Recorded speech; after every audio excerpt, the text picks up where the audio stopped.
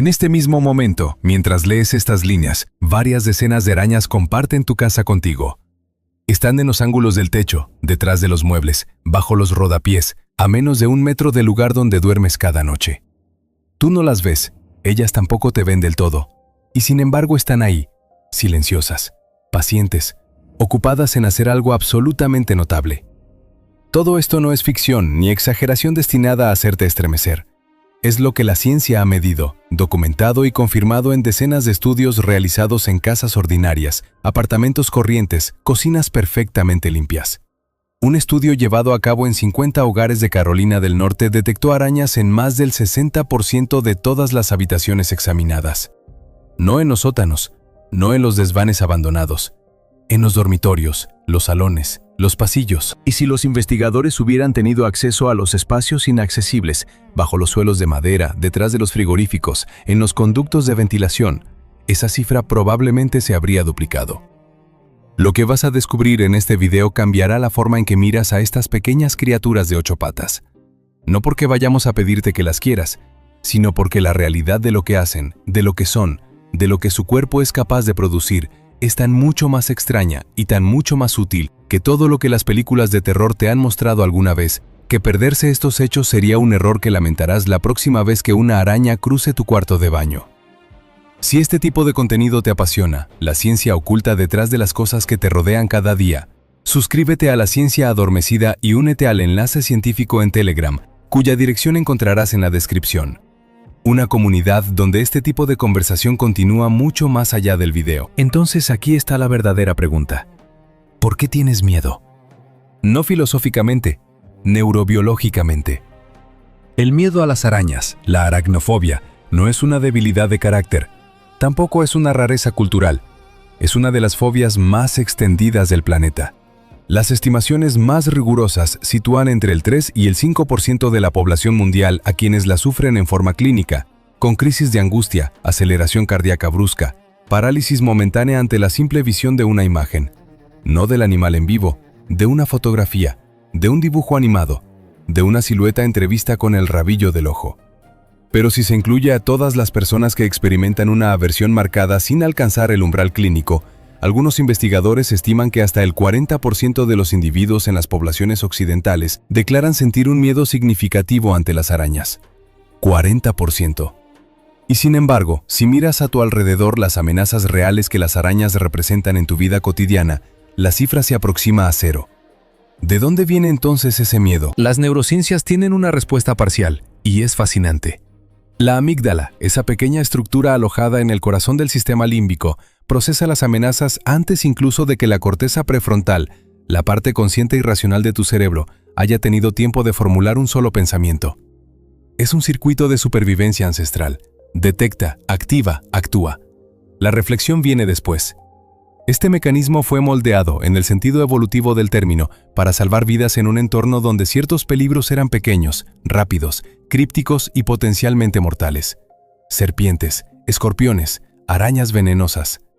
Nuestros ancestros, que tenían un reflejo de retroceso instantáneo ante estas formas específicas, cuerpo redondeado, miembros múltiples, movimientos impredecibles, sobrevivían ligeramente mejor que aquellos que se tomaban tiempo para analizar, y transmitían ese sesgo de vigilancia a su descendencia.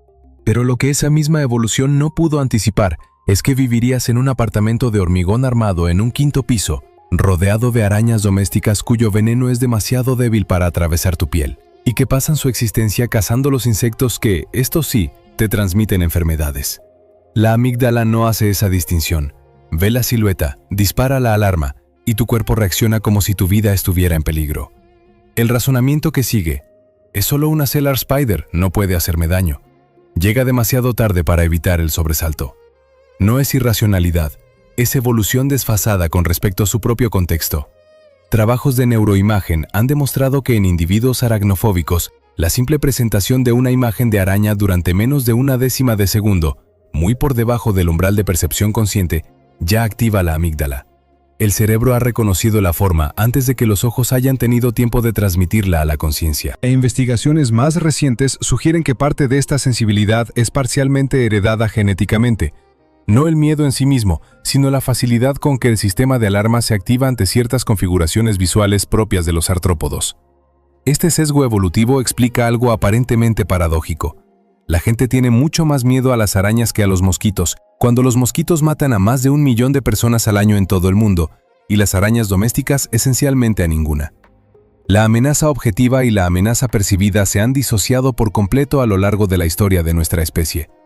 Seguimos huyendo de lo que era peligroso para nuestros ancestros en la sabana o la selva tropical, e ignoramos lo que realmente nos mata hoy. Pero volvamos a la araña en sí misma.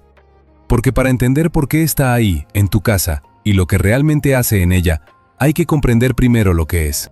Y cuando se observa de cerca la biología de una araña doméstica, lo que se descubre no es un monstruo de película de terror. Es una máquina biológica de una sofisticación que deja perplejos a los ingenieros desde hace décadas. Empecemos por lo que llama la atención en primer lugar, los ojos.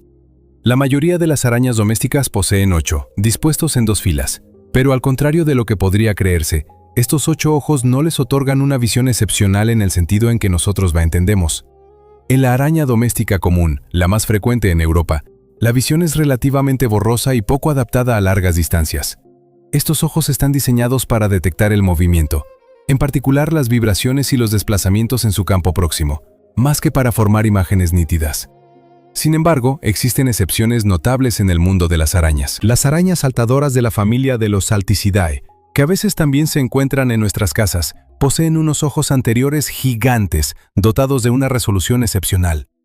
Esos ojos funcionan con una retina móvil y les permiten ver detalles precisos a una distancia considerable para su tamaño. Investigaciones recientes han establecido que ciertas especies de saltadoras perciben los colores en el ultravioleta, una gama completamente invisible para el ojo humano. Después vienen los quelíceros. Son los apéndices en forma de gancho que se ven de frente, justo bajo los ojos. Los quelíceros sirven para capturar e inmovilizar las presas, inyectar el veneno y a veces para excavar. Su tamaño y su fuerza varían enormemente según las especies. En las arañas domésticas europeas comunes, estos ganchos son a menudo demasiado pequeños y demasiado débiles para perforar la piel humana. No por contención, sino por pura mecánica. Sus quelíceros simplemente no pueden ejercer una presión suficiente sobre una superficie tan resistente como nuestro tejido epidérmico. Por eso la casi totalidad de las arañas que comparten tu casa no podrían morderte aunque quisieran. Pero la verdadera obra maestra anatómica, la que ha convertido a las arañas en objeto de intensa investigación científica durante varias décadas, son las hileras. Esos pequeños órganos, situados en el extremo del abdomen, son glándulas erisígenas conectadas a miles de diminutos tubos que producen y secretan la seda. Una sola araña puede poseer hasta 7 tipos diferentes de glándulas erisígenas, cada una produciendo un hilo con propiedades mecánicas específicas. Hay hilos para construir el armazón de la tela, otros para tejer la espiral adhesiva, otros para envolver a las presas, proteger los huevos o desplazarse en rapel por el aire. Estas hileras funcionan en tiempo real, con una precisión que tiene algo de ingeniería molecular espontánea. Las patas, 8 en total, no son simples miembros locomotores. En las arañas, su extensión está garantizada no solo por músculos, sino por un sistema hidráulico. La presión de la hemolinfa, el equivalente de la sangre en los artrópodos, despliega los miembros. Este mecanismo explica por qué una araña que muere termina sistemáticamente con las patas replegadas hacia adentro. Sin presión hidráulica, los músculos flexores toman el control. Y luego está el propio sistema circulatorio. La hemolinfa de las arañas es azul al contacto con el aire, no roja, azul, porque no contiene hemoglobina, que da a la sangre humana su color rojo gracias al hierro, sino hemocianina, una proteína que utiliza el cobre para transportar el oxígeno. Esta molécula se vuelve azul al contacto con el oxígeno, del mismo modo que la hemoglobina se vuelve roja. La propia estructura de la química interna de las arañas es una versión radicalmente diferente de la solución que la vida encontró en los vertebrados para resolver el mismo problema biológico fundamental. Ahora que tenemos una idea de lo que es anatómicamente una araña, veamos quién exactamente vive contigo. Porque esa palabra genérica, araña, abarca una realidad de una diversidad asombrosa. Existen cerca de 50.000 especies identificadas hasta la fecha en todo el mundo, en todos los continentes excepto la Antártida. Y entre esas 50.000 especies, una fracción ínfima se ha adaptado a vivir en un entorno particularmente extraño desde el punto de vista evolutivo, el interior de nuestras casas. En Europa, la especie más frecuente en nuestros hogares es sin duda la araña doméstica común. Es la que probablemente te has cruzado en tu pasillo o en tu bañera. Grande, marrón, con patas largas y velludas, puede parecer imponente, pero es extraordinariamente tímida. Su comportamiento por defecto ante una amenaza es la huida, nunca el ataque. Construye telas en embudo en los ángulos, detrás de los muebles, en los rincones oscuros, y espera inmóvil a que sus presas caigan en ellas. Su esperanza de vida puede alcanzar varios años en las hembras, lo que significa que la araña que viste detrás de tu sofá en marzo quizás siga ahí en diciembre, dedicada en silencio a limpiar tu apartamento de sus pequeños visitantes alados indeseables. Mucho más discreta, casi invisible, la araña de patas largas es la que encuentras en los ángulos del techo, a menudo en alto. Técnicamente no pertenece al mismo orden taxonómico que la araña doméstica común, pero comparte nuestras casas con nosotros desde hace milenios y cumple una función similar. Su estrategia defensiva es peculiar. Cuando se la molesta, comienza a vibrar frenéticamente en su tela, tan rápidamente que se vuelve borrosa y difícil de localizar para un depredador potencial. Y al contrario de lo que afirma la leyenda urbana, según la cual esta araña sería la más venenosa del mundo, pero incapaz de morder a los humanos, la realidad es mucho menos dramática. Su veneno es perfectamente corriente, y sus quelíceros, si bien pequeños, pueden en teoría perforar la piel humana en zonas finas, pero sin ninguna consecuencia notable. Más recientemente instalada en las casas españolas y europeas, la Sauropsis spinimana es una araña de origen mediterráneo que avanza progresivamente hacia el norte con el calentamiento climático. Más robusta que la araña doméstica común, con un cuerpo rechoncho y una coloración marrón anaranjada característica, no utiliza telarañas para cazar, sino que rastrea activamente a sus presas. Es capaz de morder si se la manipula, pero el resultado es comparable, para un adulto sano, a una ligera picadura de insecto. También están las arañas saco, de la familia de los Clubionidae. Pequeñas y amarillentas, pasan el día escondidas en un pequeño saco de seda que tejen en los pliegues de las cortinas o bajo los bordes de los muebles, y salen a cazar activamente por la noche. Es precisamente por ser nocturnas y móviles, por lo que tienen más probabilidades de entrar en contacto accidental con humanos dormidos que las arañas tejedoras de telas, que en general permanecen en el mismo lugar. Y luego están las arañas saltadoras, esas pequeñas criaturas compactas y peludas de mirada intensa, porque sus dos grandes ojos anteriores te siguen verdaderamente, girando su retina móvil en tu dirección. No tejen telas de captura, cazan a plena luz, en las ventanas, en las paredes soleadas, saltando sobre sus presas con notable precisión tras una aproximación lenta y calculada. Son inofensivas, curiosas, y su comportamiento visual es suficientemente complejo como para que observaciones repetidas hayan demostrado que pueden resolver problemas de desvío, es decir, alejarse de una presa para encontrar un camino de aproximación indirecto que permanezca fuera del campo visual de la víctima. Un nivel de planificación espacial inesperado para una criatura cuyo cerebro no pesa más que una fracción de gramo. Investigadores británicos han establecido además que ciertas arañas domésticas adaptan sus salidas en función de los momentos en que sus compañeros de piso humanos están dormidos. Aprenden tu ritmo de vida, no para hacerte daño, para evitarte. Lo que nos lleva a una pregunta que mucha gente nunca formula, porque están demasiado ocupados buscando un zapato. ¿Para qué sirven los hilos que producen estas arañas? Porque si han colonizado nuestras casas con tal eficacia, si han sobrevivido prácticamente sin cambios durante cientos de millones de años, si especies enteras han evolucionado para vivir específicamente en nuestros interiores, es en gran parte gracias a un material que los ingenieros de materiales de todo el mundo llevan décadas intentando reproducir en laboratorio desesperadamente, y del que aún están lejos de haber descifrado todos sus secretos. En 2019, en un laboratorio de biofísica de la Universidad de Bayreuth, en Alemania, un investigador llamado Thomas Schabel colocó dos hilos uno al lado del otro. El primero provenía de una araña, el segundo era sintético, producido por bacterias modificadas genéticamente para expresar las proteínas de seda de araña. Años de investigación, millones de euros en equipamiento, decenas de doctorandos. Y sin embargo, cuando Schabel miró los dos hilos bajo el microscopio electrónico, lo que vio lo detuvo en seco. El hilo sintético era técnicamente idéntico a nivel de la secuencia proteica, pero mecánicamente, estructuralmente, era inferior. No ligeramente, significativamente.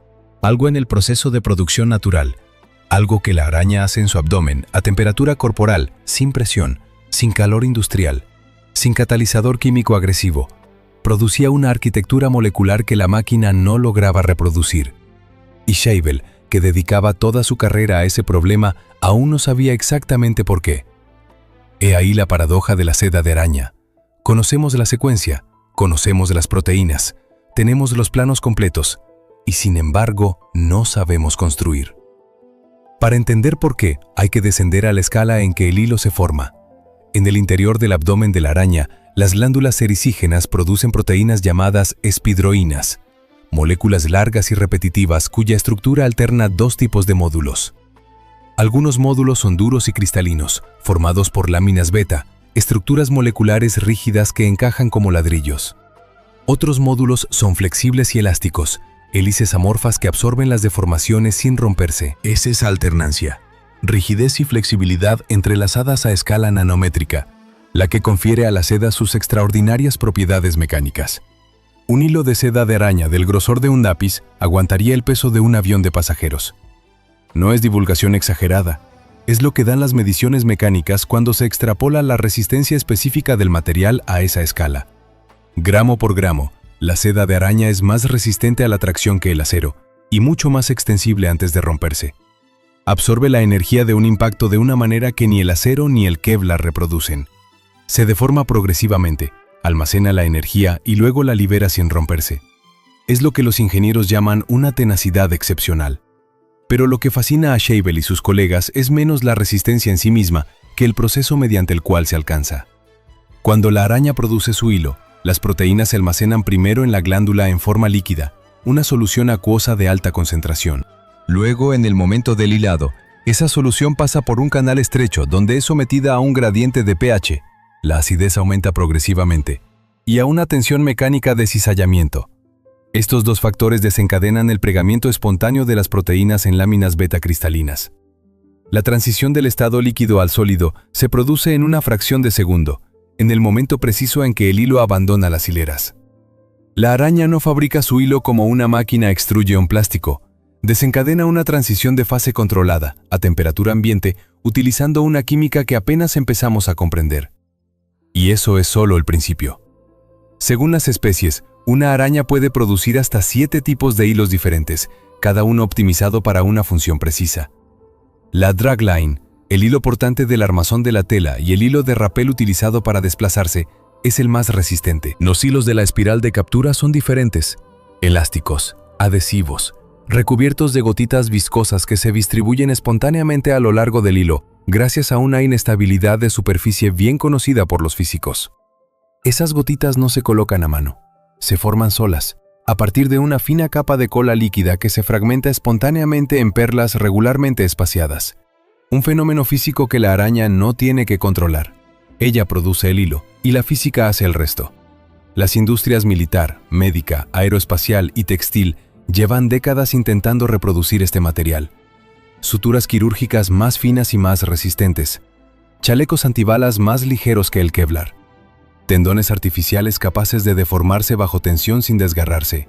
Hilos conductores para la electrónica flexible. Scheibel ha producido finalmente fibras sintéticas de calidad suficiente para aplicaciones médicas, bajo el nombre comercial AM Silk, hoy utilizadas en ciertos implantes. Pero la seda natural sigue siendo la referencia inalcanzable, el estándar con el que se comparan todas las versiones sintéticas y que ninguna ha superado aún. Todo esto, la araña de tu pasillo lo hace automáticamente, sin pensarlo, porque no lo piensa. Pero ese hilo extraordinario no es más que la herramienta. Lo que importa realmente, desde el punto de vista de tu casa, de tu confort cotidiano, de tu salud, es lo que ese hilo atrapa. Imaginemos una noche ordinaria en un apartamento ordinario. Julio. Las ventanas se han abierto al atardecer. Algunos mosquitos de fruta han entrado en la cocina, atraídos por los restos de una comida. Un mosquito ha seguido, guiado por el calor y el dióxido de carbono que exhalas mientras duermes. En el ángulo superior de la ventana del cuarto de baño, una araña doméstica lleva 2 horas esperando inmóvil en su tela en embudo. En una sola noche, en ese único apartamento, capturará una media de 2 a 5 insectos. En sí mismo no es impresionante, pero si se extrapola ese ritmo a un año, y si se considera que en todo momento tu apartamento alberga entre 10 y 20 arañas activas, una cifra conservadora según los registros entomológicos, el total supera fácilmente varios miles de insectos al año. Mosquitos de fruta, mosquitos, pequeñas moscas, polillas, hormigas aladas, piojos de libro, mosquitos del vinagre. A escala global, los biólogos Martin Niffler y Klaus Birkhofer publicaron en 2017 una estimación que dio la vuelta al mundo científico. Las arañas, en conjunto, consumen cada año entre 400 y 800 millones de toneladas de presas a escala planetaria. Para situar esa cifra, la totalidad de la carne y el pescado consumidos por toda la humanidad representa aproximadamente 400 millones de toneladas al año. Las arañas comen tanto como nosotros, o más, y comen esencialmente insectos. En tu casa específicamente, esa depredación tiene consecuencias concretas y mensurables. Una araña doméstica consume regularmente mosquitos, y cada mosquito es un vector potencial. Consume mosquitos de fruta, que de otro modo pondrían huevos en tus cestas. Consume piojos de libro, esos minúsculos insectos apenas visibles que colonizan las paredes húmedas y se alimentan de moho. Consume polillas, cuyas larvas atacan las fibras naturales. Lana, algodón, seda. Consume cucarachas jóvenes en los alojamientos donde éstas se instalan, limitando su proliferación mucho antes de que alcancen el tamaño visible. La presencia de una población sana de arañas en una vivienda es, según varios entomólogos, uno de los factores naturales más eficaces para mantener el conjunto de las poblaciones de insectos en niveles manejables. Gratuitamente, silenciosamente, sin pesticidas. Lleguemos a una pregunta que mucha gente se hace por la noche escudriñando el techo. ¿Pueden estas criaturas hacerme daño? La respuesta es a la vez sencilla y más matizada de lo que se piensa. La doctora Ricky Lewis es toxicóloga clínica. Ejerce en un hospital universitario americano y recibe regularmente, en urgencias, a pacientes convencidos de haber sido mordidos por una araña. En la gran mayoría de los casos, ese diagnóstico es erróneo. Estudios realizados en Estados Unidos sobre pacientes que se presentaban con lo que creían ser mordeduras de araña revelaron que en más del 80% de los casos, la lesión era en realidad de origen bacteriano, fúngico o alérgico. Infecciones por estafilococos dorados, reacciones a los ácaros del polvo, eczemas de contacto, picaduras de insectos no identificados, sin arañas. El problema, explica Lewis, es que la gente se despierta con una lesión cutánea y busca una explicación en su entorno inmediato. Avistan una araña en el dormitorio. Conclusión inmediata: ella es la culpable. Pero las arañas no muerden a los humanos mientras duermen, por placer ni por hambre. No se alimentan de sangre. No tienen ningún interés evolutivo en morder a una criatura 100 veces más grande que ellas. Si se produce una mordedura, es casi siempre en una situación de aplastamiento accidental. Uno se sienta sobre una araña escondida en la ropa o mete la mano en un zapato donde se había refugiado. Históricamente, el terror europeo ante las arañas estaba vinculado a una creencia muy precisa: el tarantismo. En la Edad Media y el Renacimiento, en el sur de Italia, especialmente en la región de Tarento, en la Apulia, se creía que la mordedura de una araña local provocaba una grave enfermedad caracterizada por una agitación extrema, convulsiones, una depresión profunda y que solo podía curarse bailando frenéticamente durante horas o días. De ahí viene la tarantela, ese baile del sur de Italia. La araña en cuestión, la tarántula delicosa, es una especie de licosa cuya mordedura es real, pero cuyos efectos son, en la práctica, comparables a una fuerte picadura de avispa. Los dramáticos síntomas del tarantismo eran en realidad probablemente de origen histérico colectivo, o incluso relacionados con el consumo de hongos alucinógenos que crecían en los campos. Pero el miedo a la araña venenosa era real, culturalmente arraigado, y ha atravesado los siglos hasta nosotros bajo formas modificadas. En Europa hoy, las arañas realmente peligrosas para un adulto sano son extremadamente raras. La malmignata, una especie de viuda negra mediterránea presente en ciertas regiones del sur de España, Córcega y la cuenca mediterránea, es la única especie europea cuya mordedura puede requerir una intervención médica seria. Su neurotoxina actúa sobre las terminaciones nerviosas y puede provocar dolores musculares intensos, calambres, náuseas e hipertensión. Se han registrado muertes en la historia, especialmente en niños o personas mayores. Pero incluso para la malmignata, el riesgo está hoy minimizado por la disponibilidad de un antídoto eficaz y por el hecho de que esta araña es crepuscular, discreta y no se acerca a las viviendas humanas por elección. Las arañas domésticas comunes, las de patas largas, las oropsis que viven activamente en tus paredes, bajo tus muebles, en los ángulos de tu techo, ninguna de ellas representa un riesgo médico real para un adulto sano. Pero aquí es donde la historia da un giro que nadie esperaba. Porque el veneno que estas arañas inyectan a sus presas para paralizarlas Ese veneno que durante tanto tiempo hemos considerado únicamente como una amenaza, contiene moléculas cuyo potencial médico los investigadores apenas empiezan a medir. En 2017, en los laboratorios de la Universidad de Queensland en Australia, el profesor Glenn King y su equipo aislaron en el veneno de una araña australiana del género Adroniche un péptido al que bautizaron HI1A. Ese péptido, al bloquear específicamente los canales iónicos sensibles a los ácidos en las neuronas del cerebro, prevenía los daños cerebrales causados por un accidente cerebrovascular en modelos animales, incluso administrado varias horas después del accidente. Ese margen de tiempo es crucial. Los tratamientos existentes contra el ictus isquémico pierden su eficacia muy rápidamente después del evento. Una molécula eficaz 4 horas después de un ictus representaría una revolución en el tratamiento de la primera causa de discapacidad adquirida en el mundo. Los ensayos clínicos están en marcha. El año anterior, un equipo californiano había descrito en una revista científica de referencia cómo un péptido extraído del veneno de una especie de tarántula del Caribe, la Psalmopoeus cambridgei, modulaba la actividad de las neuronas nociceptivas con una precisión que los opioides actuales no alcanzan. Una pista hacia analgésicos potentes sin los efectos depresores respiratorios que convierten a la morfina en un medicamento de doble filo. Y luego está el descubrimiento que quizás más ha marcado a los cardiólogos. En 2012, el investigador Peter Escobas, trabajando en el CNRS en Sofía Antípolis, identificó en el veneno de esa misma Psalmopoeus cambridgei una toxina que bloquea los canales de sodio cardíacos implicados en ciertas formas de arritmia ventricular. Las arritmias fatales son responsables de una fracción significativa de las muertes súbitas cardíacas en los países desarrollados. Un bloqueador selectivo de ese canal que actuara sobre el tejido cardíaco sin los efectos secundarios de los antiarrítmicos existentes sería un medicamento de considerable importancia clínica. Las moléculas derivadas de venenos de arañas están ahora en el corazón de un campo de investigación llamado Venómica, que sistematiza la exploración de los venenos animales como biblioteca de moléculas bioactivas candidatas.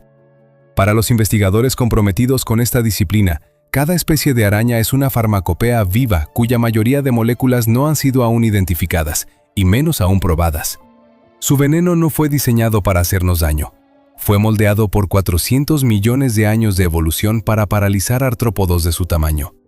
Al hacerlo, produjo moléculas de una especificidad tal que actúan sobre canales iónicos y receptores precisos en organismos vivos, incluidos nosotros. No como venenos, como llaves. Llaves que, en las cerraduras biológicas correctas, abren puertas que la química farmacéutica clásica no había encontrado todavía. La araña en tu casa no es, pues, solo una trampa para insectos ambulante ni una hilandería de seda de alto rendimiento. Es una farmacia ambulante que la evolución tardó cientos de millones de años en desarrollar. Pero si nos detuviéramos ahí, seda, depredación, veneno, quizás perderíamos lo que resulta más difícil de admitir sobre estos animales. Lo que los estudios de comportamiento más recientes han comenzado a revelar sobre sus capacidades cognitivas, sus complejas estrategias de caza y lo que parece, de lejos, algo que nunca habríamos esperado en un cerebro de unos pocos miligramos. En 2019, en un laboratorio de la Universidad de Rennes, una bióloga del comportamiento llamada Lena Grünstedt observaba algo que no debería haber ocurrido. Sobre la mesa frente a ella, en un terrario de plexiglas, una araña social de la especie Stegodipus dumicola observaba a una congénere capturar una presa. Eso en sí mismo no era sorprendente. Lo que sí lo era es lo que ocurrió después. La observadora modificó su propia técnica de captura en el intento siguiente. No de forma aleatoria, no por accidente. Había copiado un elemento preciso de la estrategia de la otra. Un comportamiento nuevo, adquirido por observación directa, en una sola sesión. Grünstedt dejó de tomar notas. Miró el terrario durante unos segundos. Luego comenzó el protocolo desde el principio, porque no quería equivocarse. No se había equivocado. Ese momento, esa pausa, ese recomenzar, resume el estado actual de la investigación sobre las capacidades cognitivas de las arañas. Son animales que hemos catalogado durante siglos como autómatas biológicos, máquinas de reflejos, organismos demasiado simples para tener una vida interior digna de ese nombre. Y la ciencia del comportamiento, desde hace unos 20 años, está desmantelando esa certeza pieza por pieza. El ejemplo más documentado proviene de las arañas saltadoras del género Portia, estudiadas especialmente por la bióloga australiana Fiona Cross y su colega Robert Jackson en la Universidad de Canterbury en Nueva Zelanda. Estas arañas cazan otras arañas, incluidas especies más grandes que ellas, utilizando estrategias de engaño y desvío que requieren una forma de planificación de varios pasos. Colocada en una situación donde su presa es visible, pero solo accesible por un camino indirecto que pasa por una zona donde la presa desaparece del campo visual, Porcia planifica el desvío antes de iniciarlo. No tantea, evalúa el entorno, elige la ruta y se lanza, aunque eso implique desplazarse en una dirección opuesta a su objetivo durante varios minutos. Este tipo de comportamiento, que se denomina cognición espacial descentrada, era considerado hasta hace poco privilegio de los vertebrados con cerebro grande, primates, córvidos, cefalópodos, no de artrópodos cuyo cerebro completo pesa menos de 1 miligramo. Pero el cerebro de una araña saltadora, aunque minúsculo en masa absoluta, presenta una densidad neuronal y una organización relativa notables. En algunas especies, el cerebro ocupa una fracción tan importante del volumen corporal que porciones de tejido nervioso rebosan hacia las patas. Las patas de una araña saltadora contienen neuronas. Su sistema nervioso no está confinado a su cabeza, está distribuido por todo su cuerpo, como una inteligencia descentralizada. También está la memoria. Experimentos han demostrado que varias especies de arañas domésticas y semidomésticas retienen información sobre su entorno mucho más allá del tiempo que se les concebía. Una araña doméstica colocada en un entorno modificado tras varias semanas en un hábitat estable modifica su comportamiento de manera coherente con una representación interna del entorno anterior. No explora de forma ingenua, busca lo que ha cambiado. No es un comportamiento innato, es una comparación entre una memoria y una realidad presente. Todo esto conduce a una pregunta que los investigadores plantean cada vez más seriamente. ¿Cuál es el mundo sensorial de una araña? ¿Cómo percibe lo que la rodea? La respuesta empieza por comprender que su cuerpo entero es una superficie sensorial. Los pelos que cubren sus patas y su abdomen, las tricobotrias, son estructuras mecanosensoriales capaces de detectar vibraciones de aire de una amplitud inferior al ancho de un átomo. Esos pelos se mueven en respuesta a perturbaciones del aire tan ínfimas que nuestros instrumentos tardaron en medirlas hasta el desarrollo de sensores de precisión modernos. La araña percibe así el movimiento de un insecto a varios centímetros de distancia sin verlo, sin tocarlo, únicamente por las perturbaciones que sus alas crean en el aire. Su tela, cuando la posee, es una extensión de ese sistema sensorial. Cada hilo transmite vibraciones de las que extrae una cantidad de información asombrosa. El tamaño de la presa atrapada, su estado, viva, agonizando, ya muerta, su localización precisa en la tela, e incluso a veces su especie, identificable por su firma vibratoria característica. Trabajos realizados en la Universidad de Oxford han demostrado que una araña tejedora puede distinguir por las vibraciones de su tela entre una presa viva y un objeto inerte de la misma masa, y adaptar inmediatamente su comportamiento en consecuencia. La tela no es una trampa pasiva, es un órgano sensorial activo, una membrana tensada sobre el mundo. En este contexto, el canto nupcial de las arañas macho adquiere una dimensión nueva. En numerosas especies, especialmente las arañas lobo y las saltadoras, los machos producen vibraciones golpeando el suelo o superficies con su abdomen, temblando a frecuencias específicas, combinando señales vibratorias y visuales en secuencias complejas. Esas señales son precisas, compuestas, repetidas con una coherencia que recuerda a un lenguaje estructurado. La hembra las percibe, las evalúa, las compara. A veces responde con sus propias vibraciones. Hay un intercambio. No en sentido metafórico, en el sentido literal de una transmisión de información codificada entre dos individuos. Grabaciones realizadas con acelerómetros de alta sensibilidad han demostrado que esos intercambios varían no solo entre especies, lo que era previsible, sino entre individuos de una misma especie. Cada macho tiene una firma vibratoria ligeramente diferente, y las hembras distinguen esas firmas, tienen preferencias. Ya no es simplemente una respuesta refleja a un estímulo desencadenante. Es una evaluación activa, individual, de una señal compleja. Algo que se asemeja, en su estructura funcional, a lo que llamamos una elección. Ahora salgamos del laboratorio. Salgamos de la pregunta de lo que las arañas son capaces de hacer y planteemos la pregunta inversa. ¿Qué ocurre cuando ya no están?